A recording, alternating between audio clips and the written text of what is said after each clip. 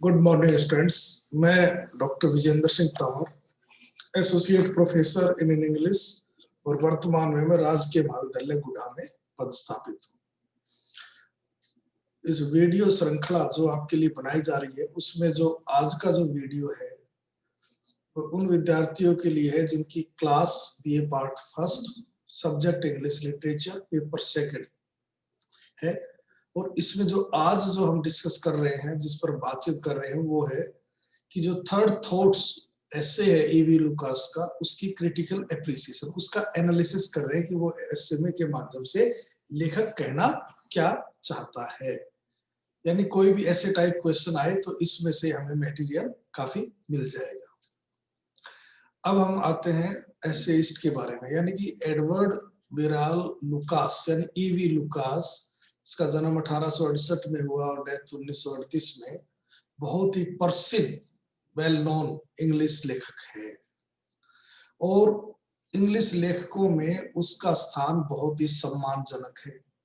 उसको हम versatile genius यानी बहुआयामी प्रतिभा का धनी मानते हैं और वो एक रेयर आर्ट ऑफ राइटिंग, खास करके छोटे छोटे ह्यूमरस पीसेस लिखना, ट्रेवल बुक्स लिखना, नॉवेल्स लिखना, ऐसे लिखना और सभी वैरायटीज में, सभी जेनर में, सभी शैलियों में उसी ईज और ग्रेस के साथ लिख पाना, इसकी एक क्वालिटी है या कह लीजिए उसकी एक ये प्रतिभा है। और ये इस मामले में अपने आप में अनोखा ही है, यूनिक है। एक एसेइस्ट के रूप में, क्योंकि हम ऐसे पढ़ रहे हैं, तो एसेइस्ट के रूप में वो बहुत ही शानदार आकर्षण है उसके अंदर, वो पाठकों को अपनी ओर आकर्षित करता है।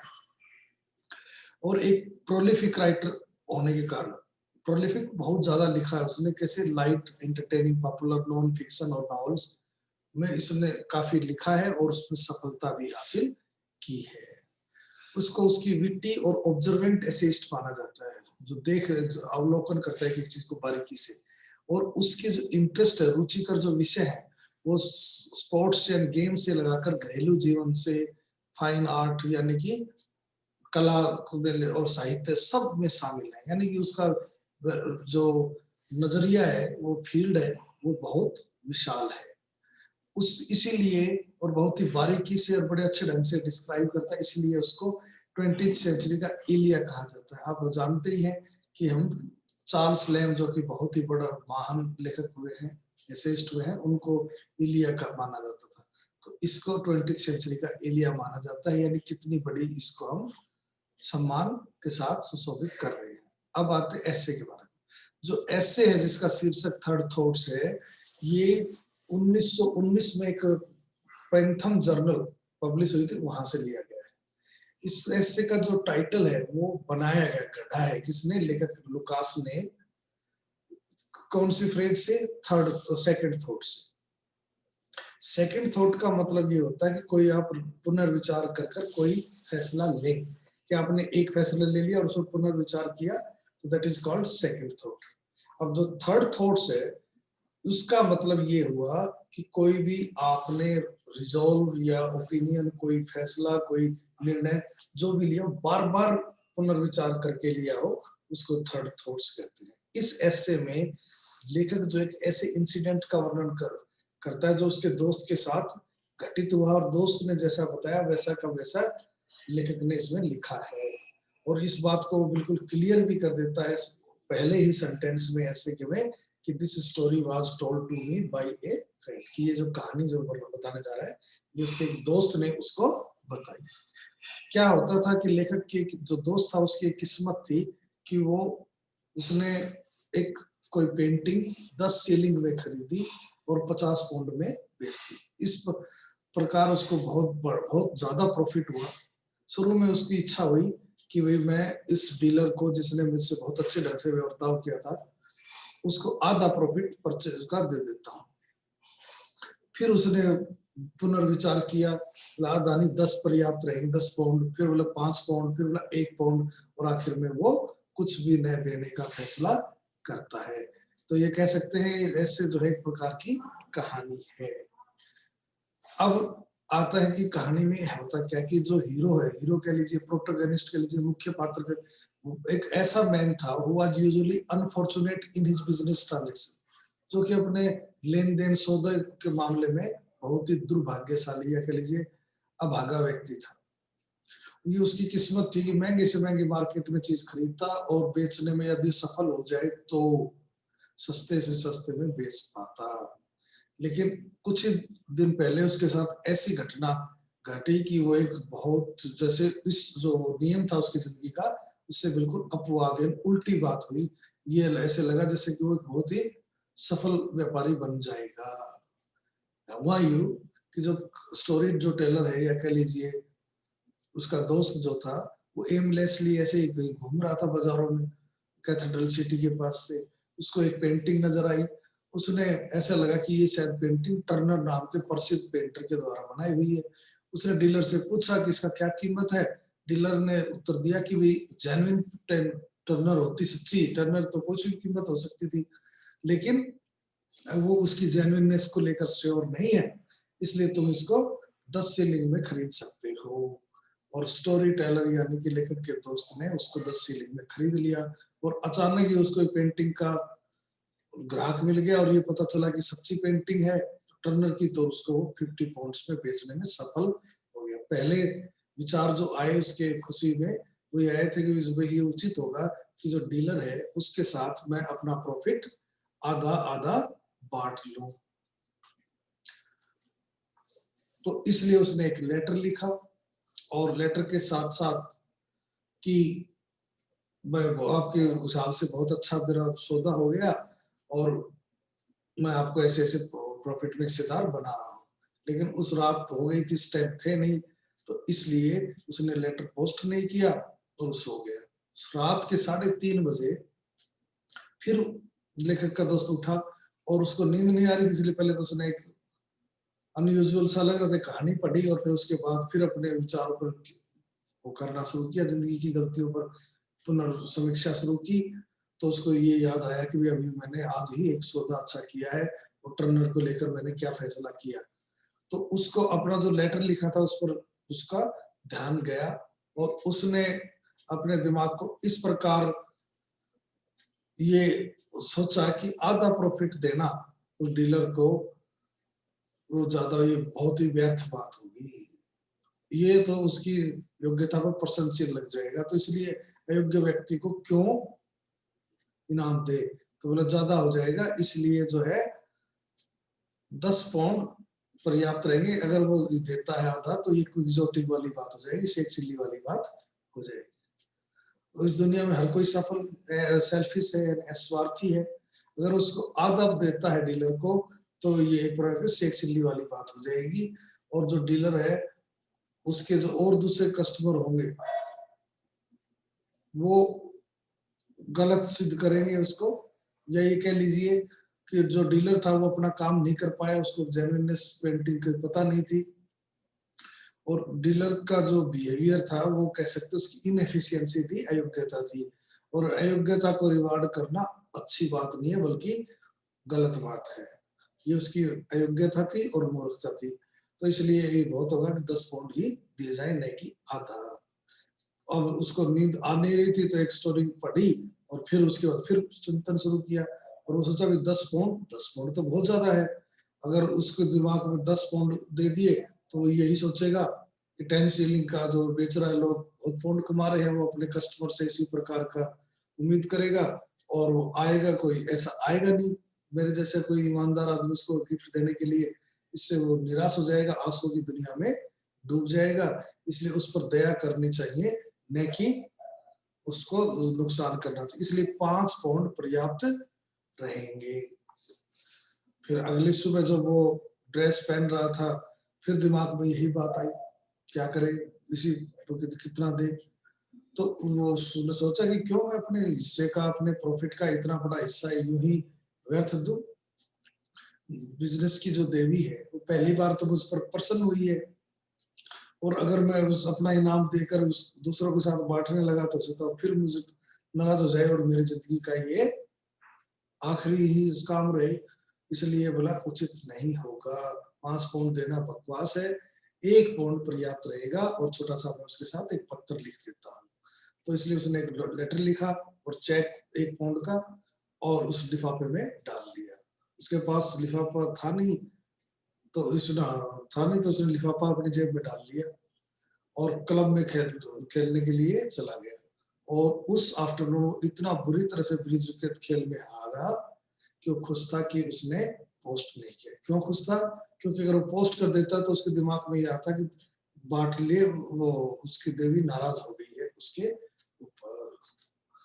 तो उसने सारा एनवेलप का उसका सबका जो कंटेंट था वो सब डिस्ट्रॉय कर दिया और उसके दिमाग में उसको ये बात आई कि खरीदना और बेचना सीधा सा कॉन्ट्रैक्ट है खरीदार और दुकानदार के बीच में। इसमें डीलर का और कस्टमर का सीधा मामला है और कोई बीच में नहीं आना चाहिए। As a contract one party offer something for certain consideration, एक जो वो है वो देते कि हम इतने में ये चीज देंगे और दूसरी पार्टी उसको पैसे देने के बाद उस ऑफर को स्वीकार कर लेती है। इसी प्रकार डीलर ने जो चीज दे दी उसको जिस प्राइस पर और कस्टमर ने एक्सेप्ट कर लिया, उसको स्वीकार कर लिया उस प्राइस के लिए, तो फिर कस्टमर जब डीलर को दे उसके बाद आगे अगर कोई बेनिफिट होता है कस्टमर को तो उसका हिस्सा देने के लिए कस्टमर बाध्य नहीं है। जब डीलर सेलर जो भी है वो अपना प्राइस बताता है तो उसमें उसका प्रॉफिट पहले से ही शामिल होता है। इसलिए जो खरीदार है वो किसी भी प्रकार से किसी ऑब्लिगेशन के तहत नहीं आता, उसकी जिम्मेवारी कोई नहीं होती कि सेलर को भी अपना प्रॉफिट आगे बांटे। अगर बायर जो है आगे प्रॉफिट बना रहा है उस चीज से तो ये उसकी कोई जिम्मेवारी नहीं है कि वो जाकर उस प्रॉफिट को अपने सेलर को वापस बांटे। इस पॉइंट ऑफ व्यू से जो कॉमर्शियल डीलिंग से ऑथर बहुत ही सही है फाइनल जजमेंट में कि बायर जो है एक बार पैसे देने के बाद उस दुकानदार के प्रति किसी प्रकार की जवाबदेही के लिए बाध्य नहीं है।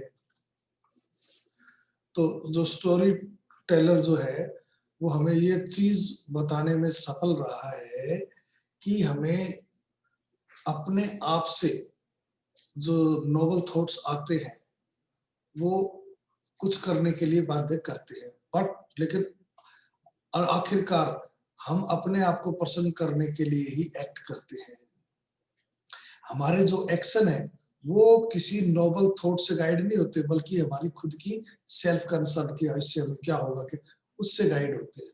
स्टोरी टेलर का जो इम्पल्स है, भावना है टू बी जेन्युइन, वो कहती है कि भाई जेनरस हो, उदार हो, फेयर, न्यायोचित हो, परंतु उसका दिमाग उससे साथ सहमत नहीं होता। अगर वो अपनी भावनाओं की बात सुन लेता तो उसकी inner being would have been happy, तो हो सकता उसकी आत्मा प्रसन्न होती, but he would have antagonised the goddess of business, लेकिन उसने ऐसा करता तो उसने देवी ऑफ बिजनेस की जो देवी थी उसको नाराज कर दिया होता। तो इसलिए उसको क्वाइट कब उसने अपने सौदा किया अपनी आत्मा को शांत करने का। Bargaining with one soul is common practice with us. हम सब अपनी आत्मा से सौदा करते हैं क्योंकि हम हमारे जो एक्शन है किसी और को नहीं, अपनी आत्मा को ही कई बार जस्टिफाई करते हैं, हाँ मैंने जो किया ठीक किया, but to our own self whether we call it the soul और कॉन्शियसनेस, को आत्मा कह लो अंतरात्मा कह लो, we can interpret the words dealer and customer in the deeper sense। अगर गहराई के अर्थ में देखें the storyteller souls too can be dealer which can with which he is bargaining, वो एक प्रकार से उसकी आत्मा है जिससे कि वो सौदेबाजी कर रहा है। और दूसरा एंडिंग ये भी हो सकता है he is ultimately happy to get a happy deal, बहुत खुश है कि हैप्पी डील हुई। he doesn't pay anything, उसने कोई पे नहीं करता, but this type of bargaining with one soul must have rattled him to consider it important enough to relate it to the writer। वो इतना important बात है ये कि राइटर उसको वर्णन करने में नहीं रह पाता। It is true that we bargain with our own souls, हम अपनी आत्मा से बार्गेनिंग तो करते ही हैं। और नरेटर जो implies that once a deal is settled, एक बार डील अगर सेटल्ड हो जाए the matter is closed, तो मामला बंद। But is this true of one soul? क्या ये सोल के साथ भी ट्रू है? Apparently the incident is not closed, स्पष्ट है कि आत्मा के साथ ऐसा इंसिडेंट बंद नहीं होता। Otherwise the narrator would not have talked about it to the author. इसलिए नरेटर जो है लेखक से बात नहीं करता, वो कहता है perhaps by narrating this incident the narrator gets his sense of relief, उसको थोड़ा सा उसकी अंतरात्मा से बात करने की बात करके थोड़ा रिलीफ मिलता है। as this narration is also a tactic, tact है। The author has aptly observed that the point of this narrative resides not in the bargaining with collectors but in bargaining with my own soul। इसलिए वो clearly कहता है इसमें भी किसने क्या खरीदा, कस्टमर से मैंने क्या बार्गेन, उसमें बात नहीं है कि मैंने अपनी आत्मा से क्या बार्गेनिंग की, वो ये बात की है इस कहानी में या इस एस्से। कई बार एंडिंग दूसरा देता, क्वेश्चन दूसरे तरह से आ जाता है, तो देखिए एक एंड ये भी हो सकता है अगर पर्सन आए तो the author is trying to tell us this material world puts less emphasis on purity, कि ये जो भौतिक संसार है इसमें हम कम प्रभाव जोर देते हैं किस पर, प्योरिटी पर, ओरिजिनलिटी मौलिकता पर, गारंटी पर, और जेन्युइन सच्चाई पर, और फेयरनेस न्यायोचित पर, इन पर ज्यादा ध्यान नहीं देते इस दुनिया में। The story may also be interpreted to mean man is hypocrite, ये भी कहानी से ये भी कह सकते हैं इस कहानी से कि आदमी बहुत ही कपटी है, छली है। He says one thing but does another thing, कहता कुछ है और करता दूसरी चीज है। He gives a false appearance of having admirable principle, दिखावा ऐसा करता है कि मेरे बहुत ही प्रशंसनीय सिद्धांत है, beliefs है, feelings है। The narrator first behaves as if he was a ready generous person, शुरू में तो ऐसे व्यवहार करता है जैसे बहुत ही उदार व्यक्ति है, but later he shows his miserly character, लेकिन बाद में पता चलता है बहुत ही कंजूस चरित्र उसका देखने को मिल रहा है। In a nutshell, in brief में the story reflects the innate greed in man, innate जन्मजात जो आदमी के अंदर लालच है उसको दर्शाती है, that dominates over one's desire to be good or generous, जो कि एक आदमी उदार या अच्छा होना उसकी डिजायर पर डोमिनेट करता है। It is the study of the human psyche that comes to one's frailty, ये ह्यूमन साइकी यानी मान आत्मा का अध्ययन है जो कि किसी कमजोरी के आगे समर्पण कर देती है। ये भी एक दूसरा एक एंडिंग अलग से है वो, और देखिए thus we see that Lucas here deals with a minor mental struggle, कि छोटी सी दिमाग में घटना घट रही है, in a manner as if it were a grand spiritual struggle, ऐसे प्रस्तुत किया है लेखक ने जैसे बहुत बड़ा आध्यात्मिक आत्मिक संघर्ष चल रहा। Of course, the great principles are involved, बड़े-बड़े सिद्धांत इसमें शामिल हैं, and the mental struggle described represents the economic selfishness of our modern society, आधुनिक हमारा जो समाज है उसकी स्वार्थ को दिखाती है ये हमारी mental struggle। However, the storyteller जो है debating whether to pay or not is no help, वो हेमलेट की तरह वो नहीं कि बिल्कुल ही एक्शन नहीं लेता, निर्णय नहीं ले पाता। The almost epic grandeur, भाकावे जैसी ग्रेटनेस, ग्लैमर और चमक, थ्रोन ओवर ए पेटी कमर्शियल डील, छोटी सी घटना को कमर्शियल डील को पर इस ढंग से पेश किया गया है। रिकॉल्स हमें याद दिलाती है Lamb's genius in transforming the commonplace, जो लैम्प के अंदर जो क्वालिटी थी छोटी सी आम बात को बहुत बड़ी करके दिखा देता था, वो देखने को मिलती है। Lamb's Behind this story is a gentle style, इस कहानी के पीछे एक व्यंग है on our money making civilization, हमारी मनी मेकिंग यानी जो हम पैसा ही सब कुछ हो गया इस समाज पर, समाज में हम रह रहे हैं उस पर एक प्रकार से व्यंग है। तो इस प्रकार आप कोई भी क्वेश्चन आ जाए उसका मटेरियल इनमें से आप आराम से निकाल सकते हैं। Thank you very much.